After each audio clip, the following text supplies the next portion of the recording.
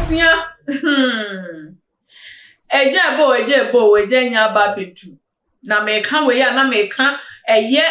kaka wo a ede nsemsem bebre aba besoa Ghana ne adwendwen bebre aba besoa Ghana.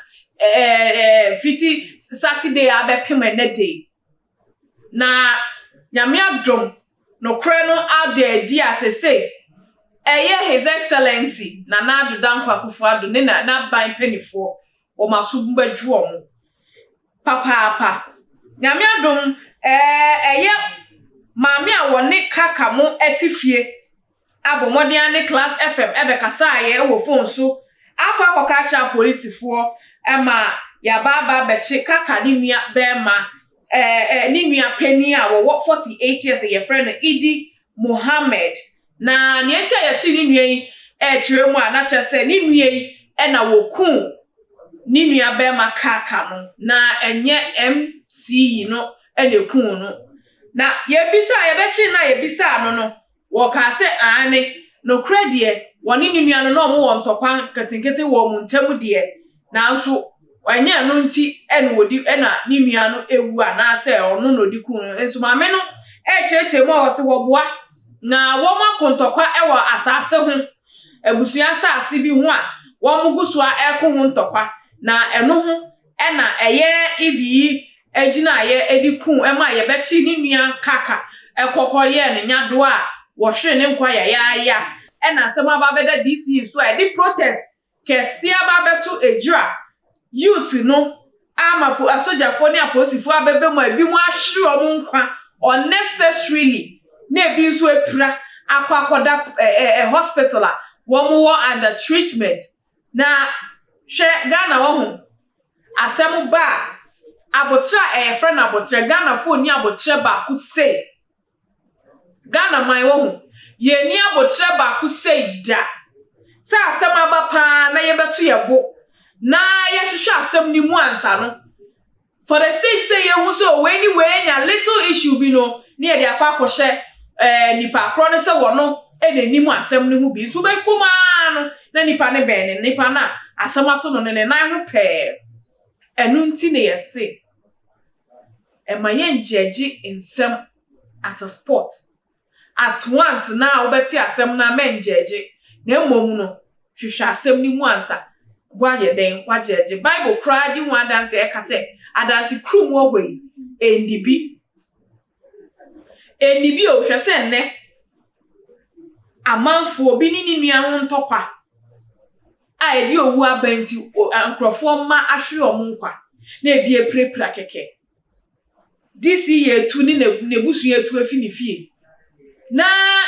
MC nsusususu enya hoto ewo baby oti just because he's been alleged say we ono na weku abrantie anase wo soma ne nkrofo ema yebeku abrantie na enu ni so biom ene yebisa se enti se ni nua be mai ene ku no se ne omo kan ya na yebisa se na latest any text messages na eba no na eno no na efi hifa eno no na hwan na esene sa niema no ede bre kaka ansa na wo ensam na ye bebre abusua na ye gusua ehwehwem se niema me ne kan ye no eye no kra na ye kan le se sa pontreni efinsu aso be ka cho se denchem wowu a enje no achinye kra na mami obi a woni kaka ne nua be ma idi omuti efie ba akum na waba abonten aba be ka asem we na aposifo no so be chi abrante no wo mu ka kire ne se obi a wo fi ufie ha aba be ka kire yen se wo na wuku wu nua be ma no na enye MC no na enti se obi ni enuanom munya asem na utimi kunwu ankasa wu nua one mother one father anasa mu ye different mothers and different fathers mpo a na ene eyeden edin akokwo kwa na ebi mukuta wo wiase edin akokwo ene ebi mukuta e wo wiase mu ayegwe se wu nua asase anyankopon na boto ho no mo na enye nipa wona wo boto ho wo beto ye enti se wu ku nua keke efi wiase afen su Ghana se nsemu eba ana asem bi ba muma yenya abotre na Ghana ye pekasa dodo akeka ye yende dodo aden ye asem kiti ye beye nhununai ama obi gina chire kura na wenya pressure obi gina chire kura na wenya chese you covid the men kura wenya covid by force aden ti say asem yi ye hwehwem na ye nokre pa say Idi Muhammad na wabo mode ekuni nua kaka efi wiase because of asase enyo no boy Nyankopon na boy ntia he na aban penifo hwe na posifo ja brantie mane kodem for few years no san pie pa dia na chese Ghana we are not safe yenye safe kwa because their brantie dia babeto Ghana man so ayede ti he enye easy nkrofo ma wo munye ready cross enkombewu ankomu bedi 100 years ni echiri aso ombewu ende omahwere om nkwa untimely death nkola nketen nyina akọ protest all because of a wait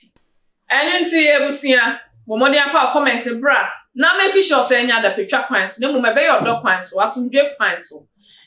na fe uwie nso a share to all other social media platforms wo so na nyame obehwa say wo ye this media ene Akosua Pokua Ansa aka Apa Makra Moda Sene Messenger